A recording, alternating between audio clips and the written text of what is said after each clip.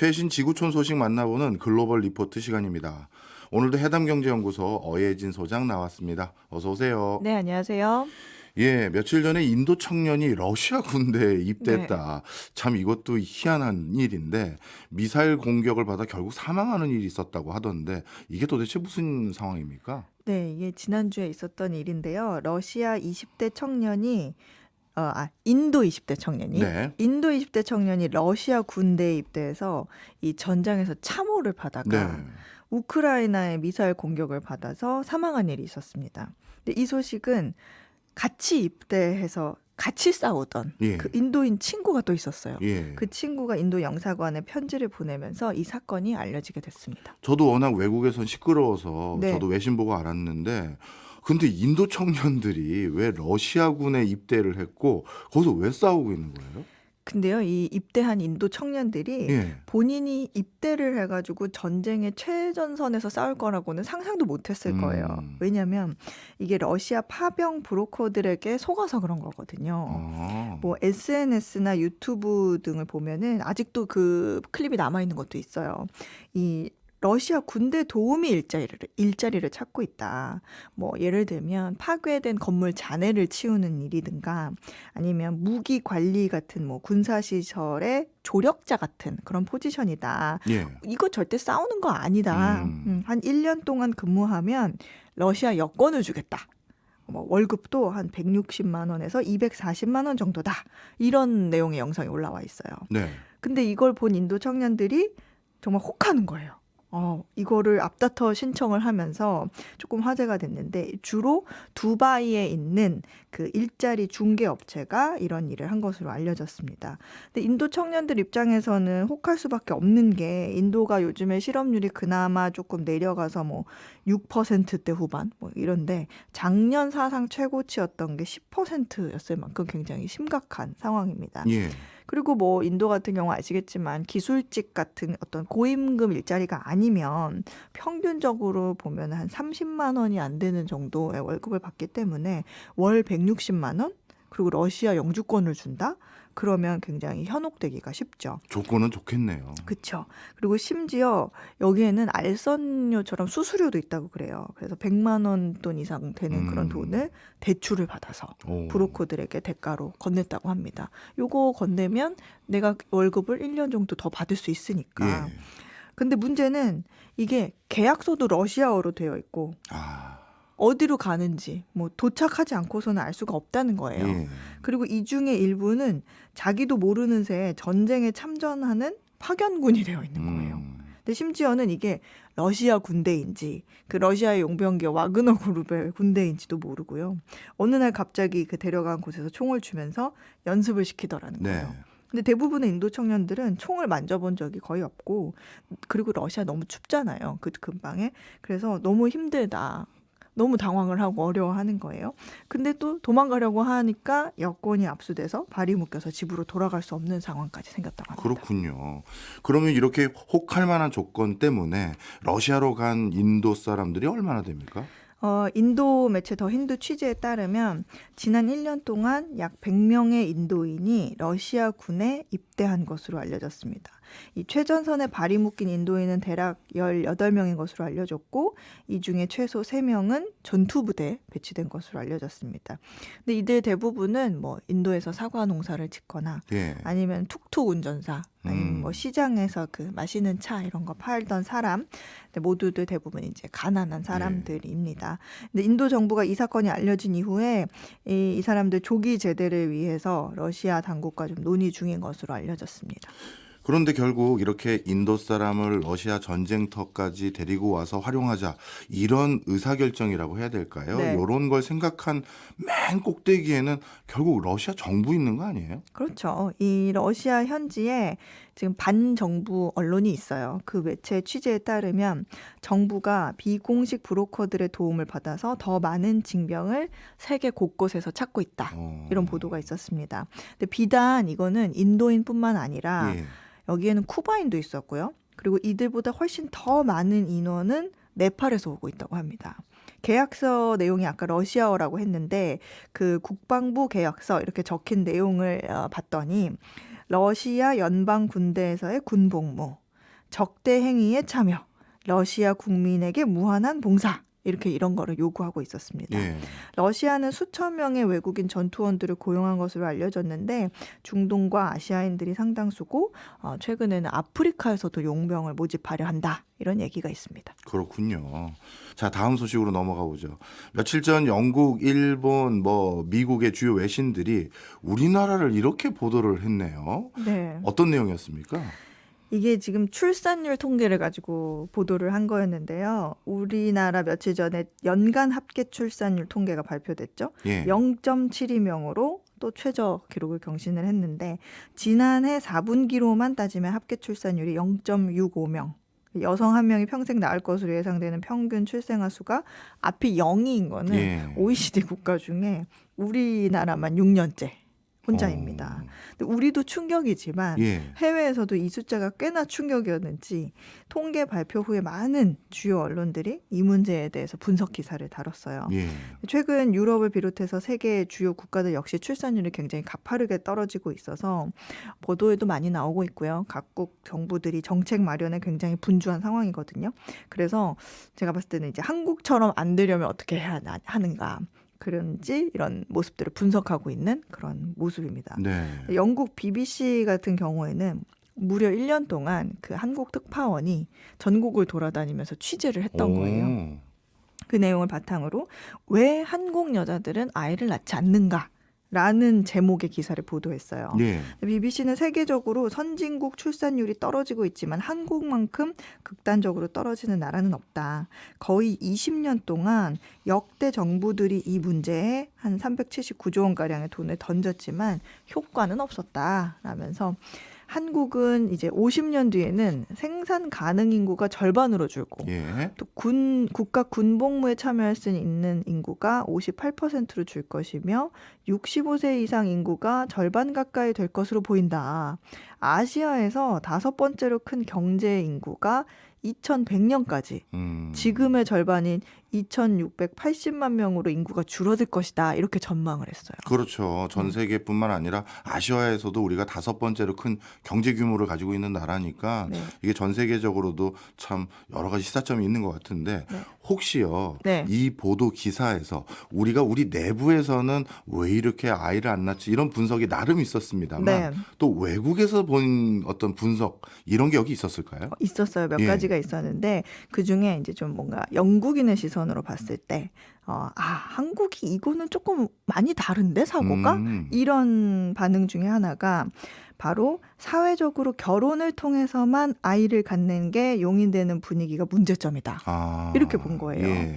한국에서는 동성 결혼이 불법이고 또 미혼 여성은 어떤 정자기증을 통한 임신이 허용되지 않기 때문에 더 다양한 방식으로 엄마가 되고 싶은 여성들이 그렇게 될 수 없다는 게 아이러니다. 이렇게 네네. 지적을 했었어요. 그러니까 문화가 좀 다르니까 원인을 분석하는 것도 좀 다르죠. 그렇네요. 네. 그리고 이런 얘기도 있었습니다. 한국의 경제는 지난 50년 동안 여성들이 고등교육 이상의 고학력을 가지고 일터로 내보내지면서 놀라운 속도로 발전을 했지만 아내와 어머니의 역할 같은 거는 같은 속도로 발전하지 못했다.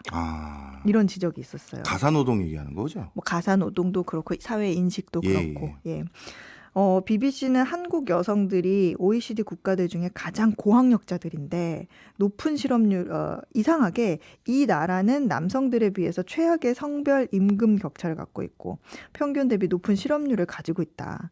이것이 여성들이 직업을 갖든지 네. 아니면 가족을 갖든지 둘 중에 하나를 선택하게 하는 상황을 만드는 걸 증명하고 있다. 예. 근데 한국 여성들은 점점 더 직업을 선택하고 있다. 이렇게 분석을 했어요. 예. 한국인들이 자기 개발에 계속 노력하지 않으면 낙오자가 될 것이라는 그 사고방식을 가지고 있는 것 같은데 그 두려움이 한국인들을 2배로 힘들게 만든다는 말을 인터뷰를 통해서 인용을 했습니다. 근데 이 내용은요, 영국의 가디언지도 똑같이 지적한 내용이었어요. 혹시 우리나라 사교육비 이런 지적은 없었습니까? 있죠. 이 부분에 대해서도 굉장히 놀라워했습니다. 예. 사교육비 자녀 교육에 대한 인식이었는데 감당할 수 없는 주택 비용은 사실 전 세계적으로 공통적인 긍정적인 부분인데 네. 사교육비 부담이 한국을 진정으로 좀 독특하게 만들었다는 거예요. 한국 아이들은 만 4살 때부터 수학, 영어, 음악, 태권도에 이르기까지 값비싼 교육을 받게 되는데 이러한 관행이 너무 광범위해서 이걸 하지 않는다는 거는 초경쟁적인 한국에서 상상할 수가 없고 실패를 부추기는 것으로 여기더라. 결국에 한국은 아이를 키우기에 세계에서 가장 비싼 나라다 이렇게 표현을 했습니다. 예. BBC가 해당 부분에 그 30대 초반의 한국 여성의 인터뷰를 덧붙였거든요. 근데 우리나라 여성이 뭐라고 인터뷰를 했냐면 나는 평범하게 살기 위해서 어린 시절에 평생 공부를 했다. 네. 근데 내가 경험한 것과 같은 그런 고통을 아이에게 주고 싶지 않다.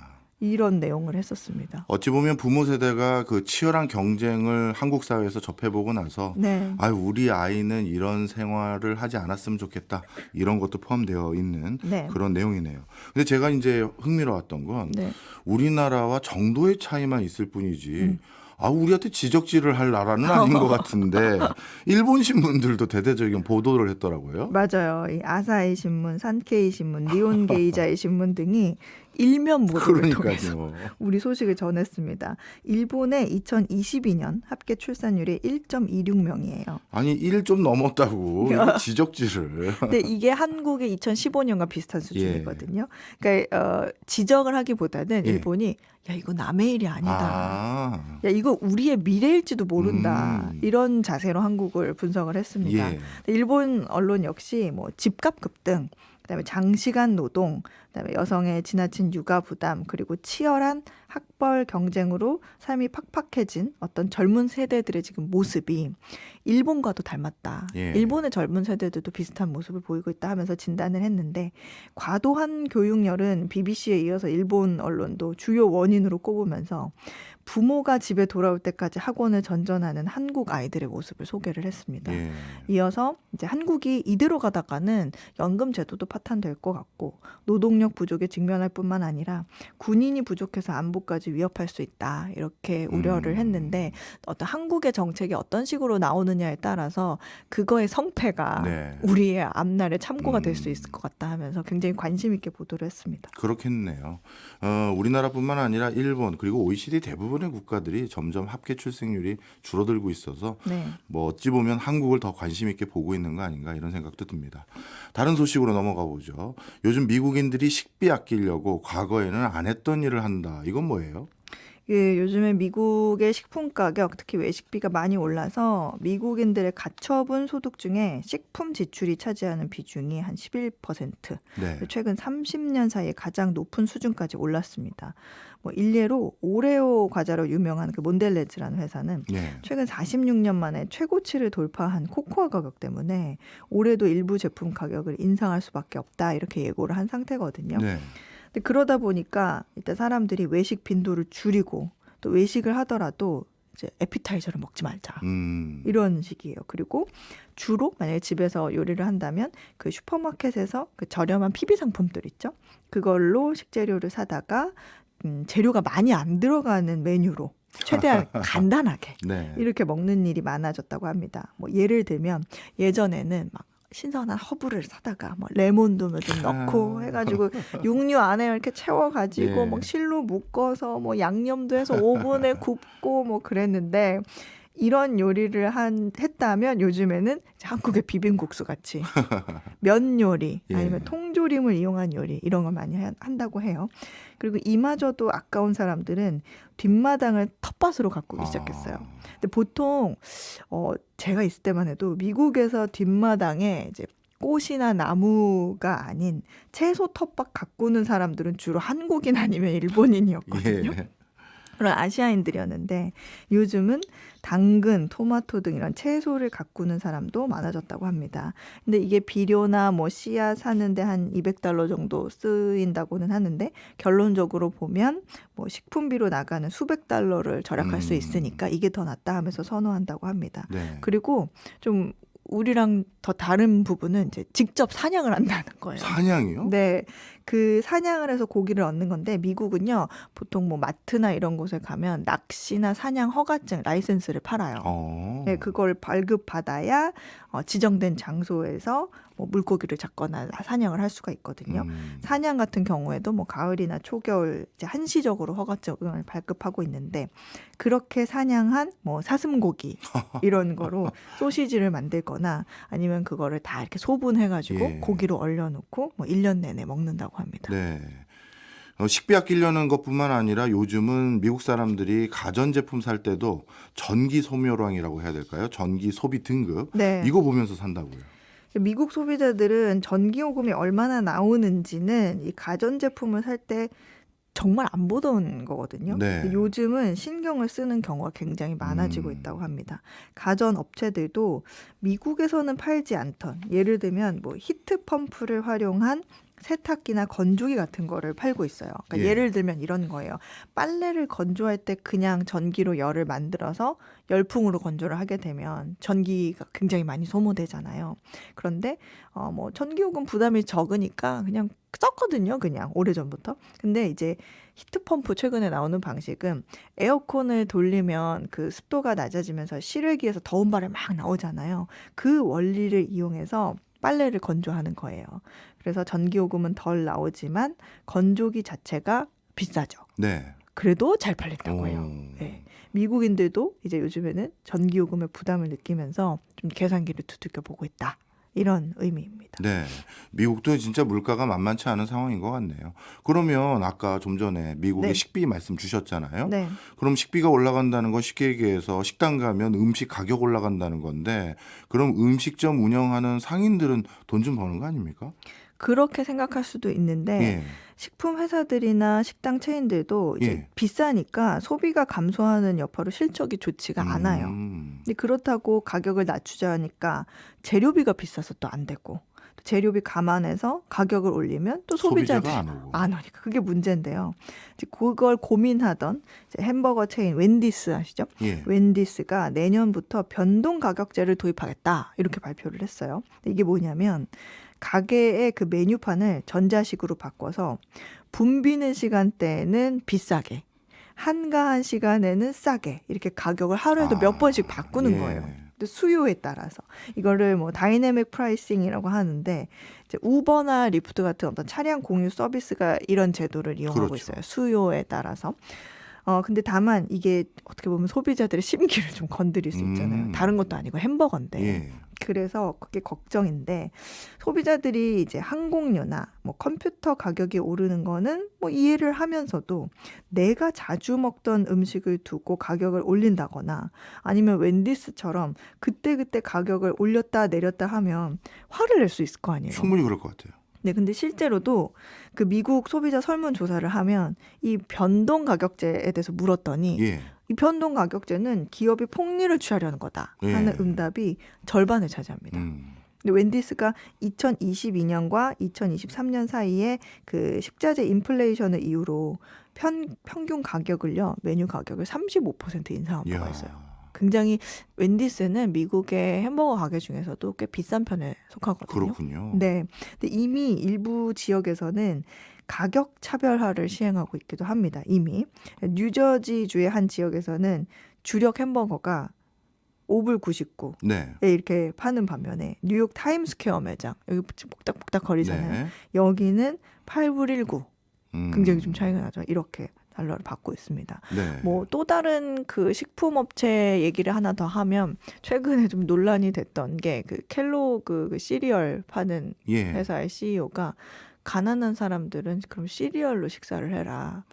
이거 좀 문제 있는 발언일 수도 있는데. 이렇게 해가지고 굉장히 문매를 맞는 그렇죠. 그런 일이 있었어요. 그래서 미국은 현재 어떤 식품 인플레, 그다음에 식료품 인상 그리고 이제 기업의 입장에서도 고민하는 부분이 맞물려서 굉장히 얘기가 많이 나오고 있습니다. 상대적으로 우리나라 식당 운영하시는 분들은 그래도 운영의 묘를 발휘하려고 노력하시더라고요. 사실 우리나라도 요즘 그 점심값 많이 올랐잖아요. 많이 올랐어요. 그런데도 상대적으로 어떻게든 안 올려보려고 어떻게 하시나 봤더니 메뉴를 하나 빼더라고요.